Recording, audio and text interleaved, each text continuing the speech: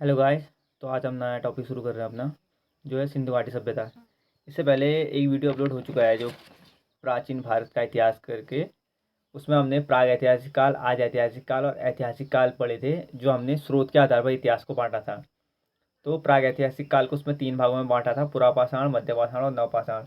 तो तो उसमें से आज हम पढ़ रहे हैं सिंधु घाटी सभ्यता। जो सिंधु घाटी सभ्यता ये कांस्य युगीन सभ्यता बताई थी, और ये है प्राग ऐतिहासिक काल की सभ्यता। ठीक है। तो आज हमारा टॉपिक है सिंधु घाटी सभ्यता। तो सिंधु घाटी की सभ्यता की हम देखें क्या क्या कौन कौन से टॉपिक पढ़ेंगे। इसमें खोज पढ़ेंगे, काल पढ़ेंगे, नामकरण पढ़ेंगे, उद्भव पढ़ेंगे और विशेषता पढ़ेंगे। ठीक है। तो इसकी खोज देखा जाए तो चार्ल्स मैसअप ने 1826 में नैरेटिक ऑफ जर्नी पत्रिका में इसकी जानकारी दी थी। ठीक है, इस स्थल की जानकारी। और देखा जाए तो और जेम्स बटन व विलियम बटन ने, जो ये बटन वर्ग कहते हैं, ठीक है इनको, और इन दोनों ने 1856 में इसकी जानकारी दी थी। अलेक्जेंडर कलिंगम, ये पुरातात्विक सर्वेक्षण के जनक हैं, भारतीय पुरातात्विक सर्वेक्षण के जनक कहा जाता है अलेक्जेंडर कलिंगम को। 1853 से 1856 के बीच, ठीक है, इन्होंने शोध किया था। और जॉन मार्शल 1821 के नेतृत्व में राय बहादुर दयाराम शाहनी, इन्होंने हड़प्पा की खोज करी थी। और जो राखल दास है, इन्होंने मोहनजोदड़ो की खोज की थी। ठीक है, ये इंपॉर्टेंट है दोनों गाइस की। हड़प्पा की खोज किसने की थी और मोहनजोदड़ो की खोज किसने करी थी, ये पिछले एग्जाम में कई बार बना हुआ सवाल है। ठीक है। अब काल के क्रम में देखें तो जो सिंधु घाटी सभ्यता का कालक्रम कौन सा माना जाता है, तो इसमें भी अलग अलग मत हैं। तो जॉन मार्शल जो कहते हैं कि ये 3250 बीसी से लेकर 2750 बीसी के बीच का काल है। ठीक है। और डीपी अग्रवाल कहते हैं कि जो डीपी अग्रवाल और जो कार्बन 14 पद्धति के अनुसार देखा जाए तो ये 2300 से 750 बीसी के बीच का कार्यकाल माना गया है इसका, मतलब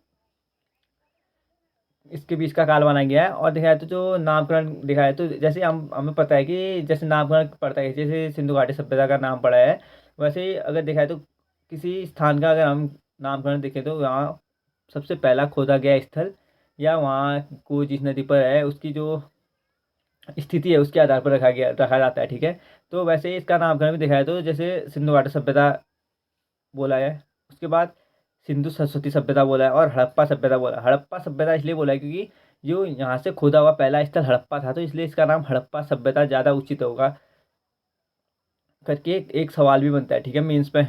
और उसके बाद वर्तमान जो हड़प्पा स्थल है ना, ये वर्तमान पाकिस्तान में। ठीक है। और उद्भव के आधार पर अगर विदेशी मत देखे ना, तो सुमेरियन सभ्यता, इसको उद्भव के आधार पर सुमेरियन सभ्यता कहा गया। ठीक है, उद्भव के आधार पर। और ये किसने कहा है, यानी सुमेरियन सभ्यता कहा गया है, मार्शल ने कहा, मार्शल, व्हीलर और चाइल्ड और डीडी कौसम्बी। ठीक है, डीडी कौसम्बी ने इन्होंने क्या कहा है, ये विदेशी मत है। ठीक है, इन्होंने कहा है ये सुमेरियन सभ्यता है। ठीक है, इनके अनुसार। और देखा तो जो स्थानीय मत यानी जो स्थानीय लोगों के अनुसार है, ये इन्होंने जैसे द्रविड़ सभ्यता कहा गया राखल दास ने, ये राखल दास वही है, ठीक है, जिन्होंने मोहनजोदड़ो की खोज की थी। और आर्य सभ्यता मानते हैं टी एन रामचंद्र। ठीक है, टी एन रामचंद्र और लक्ष्मण स्वरूप पुसालफर। और अगर विशेषता की बात करें तो सिंधु घाटी सभ्यता की जो विशेषताएं है ना, वो कहा जाता है कि ये भारत की पहली नगरीय सभ्यता थी। ठीक है। और कांस्ययुगीन सभ्यता थी। कांस्ययुगीन सभ्यता का मतलब है कि कांस्य, जो कांसा होता है ना, वो तांबा और टीन से बनता है, और इसे कांस्ययुगीन सभ्यता कहा गया। ठीक है। और आज ऐतिहासिक सभ्यता, शांति विजय सभ्यता भी माना गया है इसको, व्यापार प्रधान थी, यानी इस काल में जो क्या होता है, सिंधु घाटी सभ्यता में व्यापार होते थे। ठीक है। और देखा तो ये विस्तृत सभ्यता है, फैली हुई सभ्यता है। और इसका जो एरिया मानते हैं ना, वर्तमान में 13 लाख किमी है। ठीक है। और राजनीतिक सभ्यता, अलग अलग मत हैं इसके राजनीतिक सभ्यता के आधार पर। और आर्थिक सभ्यता देखा है तो देश विदेश के उस पर क्या होता था, व्यवस्था देखा तो आर्थिक व्यापार होते हैं। ठीक है, देश विदेश के आधार पर। और सामाजिक व्यवस्था और सांस्कृतिक व्यवस्था। ठीक है, अगर देखा जाए तो इनको एरिया के हिसाब से देखा जाए तो 13 लाख वर्ग किलोमीटर बोला मैंने अभी। उसके बाद देखा जाए तो जम्मू कश्मीर में जो चिनाब नदी के तट पर है मादा, मादा एरिया कहाँ, जो सिंधु घाटी सभ्यता का मादा स्थल कहाँ है, तो ये स्थल है जम्मू कश्मीर में। ठीक है, और चिनाब नदी पे है। और दूसरा देखा जाए तो दूसरा स्थल आपका ये आलमगीरपुर, आलमगीर कहाँ है, ये हिंडन नदी पर है। ठीक है, यूपी में। और ये आलमगीर पुल जो फैला है ना, ये 1400 किलोमीटर में फैला है, ठीक है। उसके बाद दाइमाबाद देखें तो महाराष्ट्र में है। और दाइमाबाद जो महाराष्ट्र में है ना, जो यहाँ से क्या मिला है दाइमाबाद से, ये महाराष्ट्र में है, ये गोदावरी नदी पे है, ठीक है, दाइमाबाद। और सुतका गेडोर जो है ना, वो है बलूचिस्तान में दासका नदी के तट पर, ठीक है। भारत में के अगर भारत के आधार पर देखा जाए तो ये उत्तर पश्चिम में है ये एरिया। और जैसे कि बता दिया मैं, 13 लाख किमी में फैला हुआ एरिया है ये सिंधु घाटी सभ्यता। और अगर इसकी तुलना मिस्र और नील की सभ्यता से की जाए ना, तो मिस्र और नील की सभ्यता के आधार पर देखा जाए तो ये उससे उस मिस्र और नील की सभ्यता से 12 गुना अधिक बड़ी है, ठीक है, सिंधु घाटी सभ्यता। और 12 गुना बड़ी है तो। और हड़प्पा सभ्यता 3 देशों में फैली हुई है, ठीक है। 3 देशों में इसके जो स्थल पाए हैं, 3 देशों में पाए गए हैं मुख्यतः। एक है अफगानिस्तान, दूसरा है पाकिस्तान और तीसरा है भारत। और अफगानिस्तान में सबसे कम कहाँ स्थल पाए गए हैं, तो अफगानिस्तान में पाए गए हैं 2 स्थल। और पाकिस्तान में पाए गए हैं 598 स्थल, ठीक है। और भारत में पाए गए हैं 900 स्थल।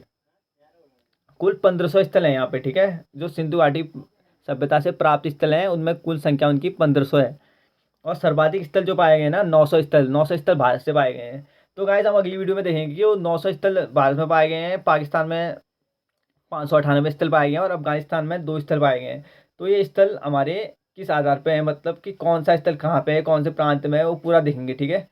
तो गाइस अब वीडियो यहीं समाप्त करते हैं। अब अगला टॉपिक आएगा सिंधु घाटी सभ्यता का स्थल कौन कहाँ पे है, ठीक है। अफगानिस्तान में क्या मिला है, पाकिस्तान में कौन सा स्थल मिला है और भारत में कौन से स्थल मिले हैं। तो ठीक है guys, thank you for watching. Like, comment, subscribe, share. Thank you guys.